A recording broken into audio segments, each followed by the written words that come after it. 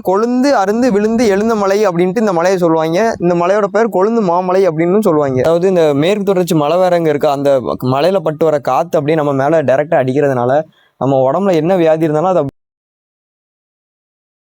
150 பேர் மேல தங்குற அளவுக்கு இடம் இருக்குன்னு சொல்றாங்க. இந்த 150 பேர் இந்த கோயிலுக்கு பின்னாடி தான் இந்த சித்தரோட ஜீவ சமாதியான இடம் இருக்குது. இன்னைக்கு நம்ம எங்க வந்திருக்கோம்னா கொழுந்து மாமலை ஸ்ரீ சுப்பிரமணிய சாமி திருக்கோயிலுக்கு வந்திருக்கோம். இந்த கோவிலோட சிறப்பு அப்புறம் இந்த கோவிலோட மர்மங்கள் அதை தான் இந்த வீடியோவில் பார்க்க போகிறோம். வாங்க போய் பார்க்கலாம். இந்த கோயிலுக்கு கொஞ்சம் தூரம் வர்ற வழியில் இந்த கிணறை பார்த்தோம். இந்த கிணறு வந்து பழைய கிணறா இருக்குது. இந்த கிணறோட ஹிஸ்ட்ரி கிடைக்கவே இல்லை. வீடியோ பார்க்குறவங்க இந்த கல்வெட்டை படிக்க முடிஞ்சு டிரான்ஸ்லேட் பண்ணி உங்களால் அனுப்ப முடிஞ்சால் இந்த வீடியோவோட கமெண்ட் பாக்ஸில் அனுப்புங்க. பாருங்கள், இது அப்படியே பிள்ளையார் சொல்லி போட்டு இவ்வளோ காணம் எழுதியிருக்காங்க. என்னன்னு என்னால் படிக்க முடியல. இருக்கு க லூ வை இருக்கு க அப்படின்ட்டு வார்த்தைகள் இருக்குது. என்னால் படிக்க முடியல. இதை பார்க்குறவங்க உங்களால் படிக்க முடிஞ்சால் இந்த வீடியோவை பார்த்து படித்து நீங்கள் டிரான்ஸ்லேட் பண்ணி நீங்கள் அனுப்புங்க. அப்படியே வாங்க இந்த கிணறு பாருங்கள் இவ்வளோ பழைய கிணறா இருக்குன்ட்டு.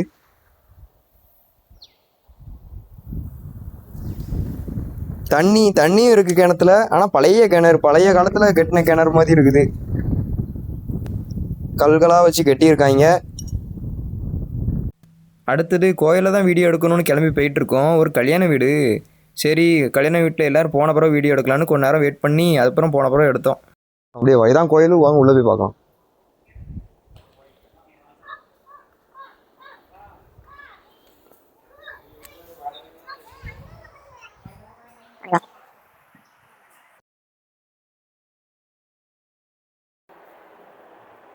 சரியா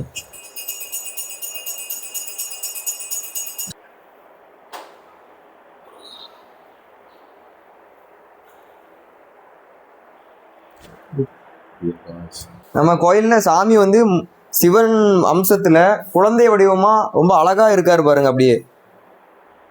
அப்புறம் சாமி இந்த கோயில் டைமை மட்டும் நீங்க சொல்லிருங்க. அதாவது டெய்லி காலையில வந்து 9 to 1 மணி வரைக்கும் நட திறந்துருக்கும். செவ்வாய்க்கிழமை செவ்வாய் ஓரையில சுவாமிக்கு அபிஷேகம் நடக்கு. காலையில அது வந்து காலையில 7 மணிக்கு திறந்து சாயங்காலம் 4 மணி வரைக்கும் நட திறந்துருக்கும். கடைசி வெள்ளி தமிழ் மாத பிறப்பு, அதுவும் காலையில 6 to சாயங்காலம் 4 மணி வரைக்கும் நடந்திருக்கும். வெள்ளிக்கிழமை அந்த கடைசி வெள்ளி தமிழ் மாச பிறப்பு காலைல 10:30 மணிக்கு சுவாமிக்கு அபிஷேகம் நடக்கும். ஆமா ஆமா, இந்த மாதிரி நடக்கும். நீங்க கோயிலுக்கு தரிசனம் பண்ண வரணும்னா இந்த டைமை கரெக்டா பிடிச்சு வந்தா நீங்க சாமியோட தரிசனத்தை நீங்க அழகா பார்க்கலாம். சரி, முருகரை பார்த்தாச்சு. அப்புறம் என்ன, கோயில் பின்னாடி உள்ள சிலையெல்லாம் பின்னாடி கிளம்பியாச்சு. அப்படியே இந்த கோயிலே பாருங்களேன், அப்படியே செடி இடிலாம் வச்சு அப்படியே இயற்கை அழகா இருக்கும். இந்த இடத்துல வந்தாலே ஒரு மன நிம்மதி சூப்பரா இருக்கும் உங்க மைண்ட் செட்டு. அப்படியே வாங்க. அப்படியே இந்த கோயிலுக்கு பின்புறம் ஸ்ரீ கன்னி விநாயகர் சன்னதி இருக்குது. அப்படியே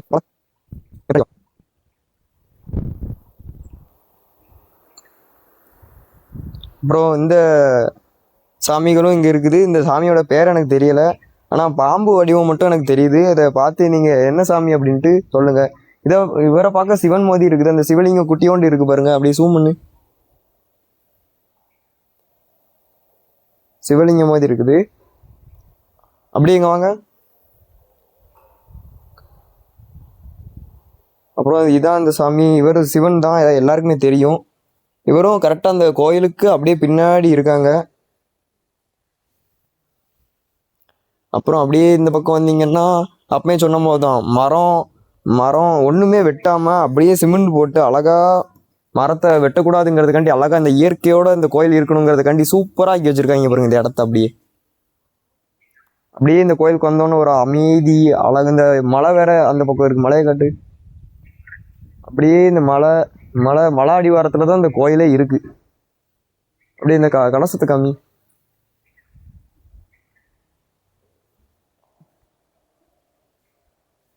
அப்புறம் அந்த கோயிலில் சண்டிகேஸ்வரர் சாமி எல்லா கோயிலும் இருக்கிற மாதிரி இங்கேயும் இருக்காது.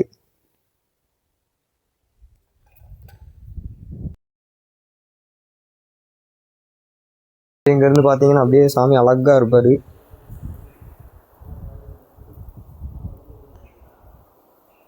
இந்த கோயிலுக்கு வந்தாலே இந்த ஆன்மீகம் அதெல்லாம் தாண்டி இந்த கோயிலில் வந்து அந்த மன அமைதி மன நிம்மதி நல்லா கிடைக்கும். அதாவது இந்த மேற்கு தொடர்ச்சி மலை வேறங்க இருக்கா, அந்த மலையில பட்டு வர காற்று அப்படியே நம்ம மேலே டைரெக்டாக அடிக்கிறதுனால நம்ம உடம்புல என்ன வியாதி இருந்தாலும் அது அப்படியே இதாயிரும். நம்ம என்ன கெட்ட சிந்தனையில் வந்தாலும் அது நல்ல சிந்தனையாக மாற்றி விட்டுரும் அப்படிங்கிறது ஒரு ஐதீகம் அந்த கோயிலில். அப்படியே உட்காந்துட்டு அப்படியே கொஞ்ச நேரம் எப்போ உட்காந்தாலும் வீட்டுக்கு போகணும் அப்படின்ட்டுனே தோணாது. அமைதியாக எப்போ தான் இங்கே உட்காந்துக்கிட்டே இருக்கணும் அப்படின்ட்டு தான் தோணும். நல்ல ஒரு மன அமைதி மன நல்ல எண்ணம் அப்படிலாம் நல்லா உருவாகும் இந்த கோயிலுக்கு வந்து. அப்படியே உட்காந்து அப்படியே அந்த காற்றை சுவாசிச்சுட்டு அமைதி அப்படி தியானம் பண்ண நினச்சிங்களேன், அப்படி இருக்கும். நான்லாம் நிறைய நாள் இந்த கோயிலுக்கு வந்திருக்கேன். அப்படியே அந்த சிலைக்கிட்ட அப்படியே உட்காந்துப்பேன். உட்காந்து ஒரு மணி நேரம் அப்படி சிலையை பார்த்துட்டே இருப்பேன். எனக்கு மைண்டில் நிறைய ஓடிக்கிட்டே இருக்கும், அந்த மாதிரி சிந்தனை பண்ணிக்கிட்டே இருப்பேன். அப்புறம் டைம் ஆகும், அப்புறம் சாமியை பார்த்துட்டு கும்பிட்டுட்டு அப்புறம் வீட்டுக்கு போவேன். அப்படியே காற்று எப்படி அடிக்க பாருங்க, நான் உட்காரம் வச்சுட்டு அழகா அப்படி அடிக்குது காற்று. மலை அடிவாரத்தில் இருக்கிறதுனால ரொம்ப ஒரு பாசிட்டிவ் எனர்ஜி நமக்குள்ளே அப்படியே ஏறும். அப்படிதான் இந்த கோயிலோட ஸ்பெஷலு. நீங்கள் இந்த பக்கத்துலாடி வந்தால் இந்த பக்கம் வந்துட்டு போங்க. அதுக்கப்புறம் தான் ஹைலைட்டே இருக்குது. வாங்க கோயிலுக்கு பின்னாடி போய் அது ஹைலைட் என்ன அப்படின்ட்டு பார்க்கலாம் வாங்க.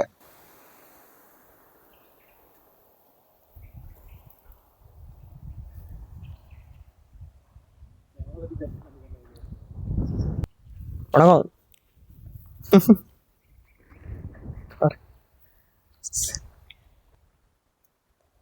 சரி, இது வந்து ஒரு சித்தர் ஜீவசமாதி அடைஞ்ச இடம். இந்த சித்தரோட பேர் சிவசுப்பிரமணியன்னு சொல்லுவாங்க. இவரோட வரலாறு கிடைக்கல. ஆனால் இந்த இந்த இடம் இப்படி உருவாக்குனதுக்கு ஒரு கதை இருக்குது, அதை சொல்லுதேன் வாங்க.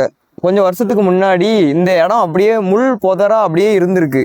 இந்த இந்த கோவிலோட அர்ச்சகர் வந்து இந்த முள் புதரெல்லாம் அகற்றணும் அப்படிங்கிறதுக்காண்டி கோயிலுக்கு டெய்லியும் வர ஒரு பக்தர்கிட்ட சொல்லியிருக்காங்க, தம்பி இந்த மாதிரி முள் புதரா இருக்குது, அதெல்லாம் அகற்றணும், அகற்றினாதான் உள்ள ஒரு சித்தர் இருக்காரு, அவங்களோட ஜீவசமாதி நம்மளுக்குலாம் தெரியணும், அதையும் எல்லாரும் கும்பிடணும் அப்படிங்கிறதுக்காண்டி இந்த முள் புதரெல்லாம் அகற்றணும் அப்படின்னு சொல்லியிருக்கிறாரு. அந்த அந்த பக்தரும் அதை ஏற்று சரி சாமி நான் வந்துடுறேன், அந்த முள்ளெல்லாம் அகற்ற வந்துடுறேன் அப்படின்னு வந்திருக்காங்க. வந்து ஃபஸ்ட்டு ஒரு முள்ளை எடுக்கும் போச்சில் முள்ளெல்லாம் கொஞ்சம் கொஞ்சமாக இந்த இடத்துலேருந்து எடுத்திருக்காங்க.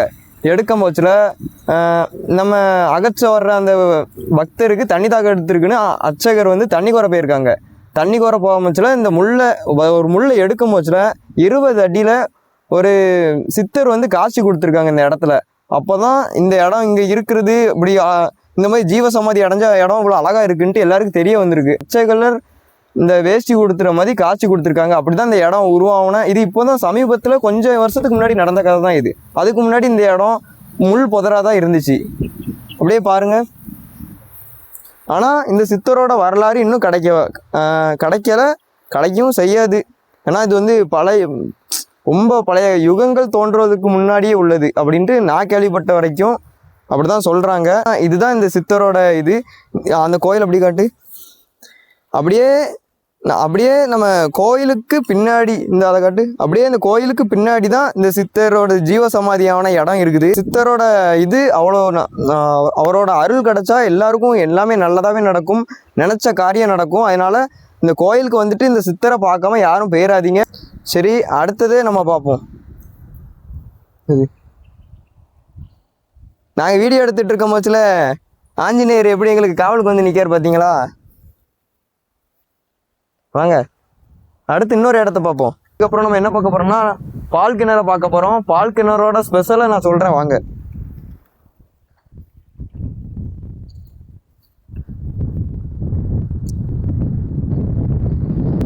பாருங்க, கோவில்ல இருந்து விலங்குகளுக்கெல்லாம் இந்த அரிசியை போட்டிருக்காங்க பாருங்க. இது கோயிலில் அந்த ராமர்னு நம்ம மங்கி இவங்கெல்லாம் சாப்பிடுவாங்க. இதுதான் அணில், குரங்கு, அப்புறம் சேவல் நேர்ந்து விடுவாங்க. அந்த சேவலும் இதை தான் சாப்பிடுது. வாங்க இப்போ பால் கிணற பார்ப்போம். அங்கே பாருங்க மயில், முருகரோட வாகனம். இதுதான் வந்து பால் கிணறு. இந்த கிணத்துல 365 நாள் தண்ணி இருந்துச்சு. இந்த கிணத்தோட மையம் என்னன்னா, இந்த கிணத்தோட தண்ணியை குடிச்சாவோ இல்லைன்னா குளிச்சாவோ எல்லா நோயும் நம்மளை விட்டு நீங்கி போயிடும் அப்படிங்கிறது தான் ஒரு ஐதீகம். இந்த கிணத்துல 365 நாள் தண்ணி இருந்துச்சு. பக்தர்கள்லாம் அந்த கிணத்துக்குள்ளே இறங்கி குளிச்சதுனால இந்த கிணறு வந்து வத்திடுச்சு அப்படின்ட்டு நான் கேள்விப்பட்ட வரைக்கும். இந்த பக்தர்கள்லாம் உள்ளே இறங்கி குளிச்சதுனால இந்த கிணறு வத்திடுச்சு. அப்படிங்கிறதுனால இப்போ சாமிக்கு வந்து அபிஷேகம் பண்ணணும் அப்படின்னு பிரார்த்தனை வச்சதுனால ஒரு 3 மாதம் மட்டும் இந்த கிணறு நிரம்பி வழியும். என்ன மாதம்னா கார்த்திகை, மார்கழி, தை இந்த 3 மாதம் இந்த கிணறு நிரம்பி வழியும். அந்த கிணறோட தண்ணியை வச்சு தான் மூலவர் நம்ம முருகருக்கு அபிஷேகம் பண்ணுறாங்க. இதான் இந்த கிணறோட ஸ்பெஷல். இந்த 3 மாதம் நீங்கள் 3 மாதத்தில் ஒரு நாள் வந்து பார்த்தீங்கன்னா அந்த கிணத்துல இந்த தீர்த்தம் இருக்கிறது அப்படியே உங்களுக்கு தெரியும். இதான் இந்த கிணறோட ஸ்பெஷலு. இந்த கோவிலுக்கு லெஃப்ட் சைடில் இந்த கிணறு அமைஞ்சிருக்கு. நீங்கள் இந்த கிணறையும் நீங்கள் கோயிலுக்கு வந்தீங்கன்னா நீங்கள் பார்த்துட்டு போகலாம். அப்படியே பாருங்கள் இந்த கிணறை கொண்டு வா.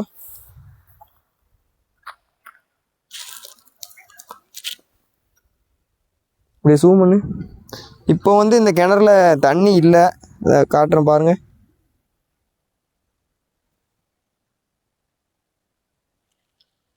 தெரியுதா? இப்போ வந்து கிணத்துல தண்ணி இல்லை. ஆனால் கார்த்திகை, மார்கழி, தை இந்த 3 மாசத்துல வந்து பாருங்க, கண்டிப்பா இந்த கிணத்துல தண்ணி இருக்கும். பால் கிணத்துல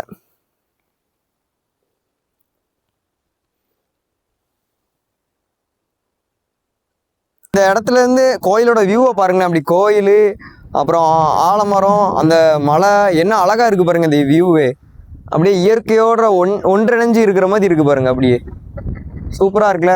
சரி வாங்க, அடுத்தது நம்ம என்ன பார்க்க போறோம்னு பார்ப்போம்.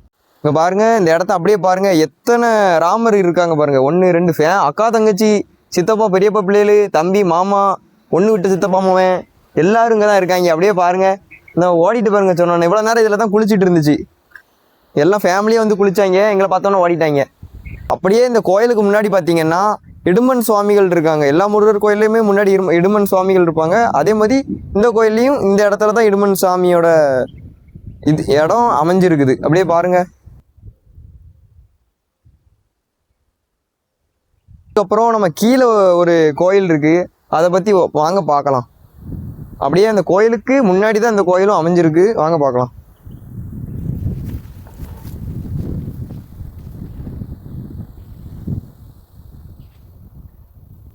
அங்க பாருங்க, தாய் குரங்கும் பிள்ளை குரங்கும் எத்திலி கொண்டு இருக்கு பாருங்க, குட்டியா. அந்த ஒண்ணு பாருங்க, அக்கா தங்கச்சிங்க போல. சரி வாங்க நம்ம கோயிலை பார்க்கலாம். கோயிலில் வந்து பார்த்தீங்கன்னா பார்வதி அம்மாள், கொழுந்தேஸ்வரர், அப்புறம் கங்கை அம்மாள், இந்த மூணு தெய்வங்கள் உள்ள இருக்காங்க.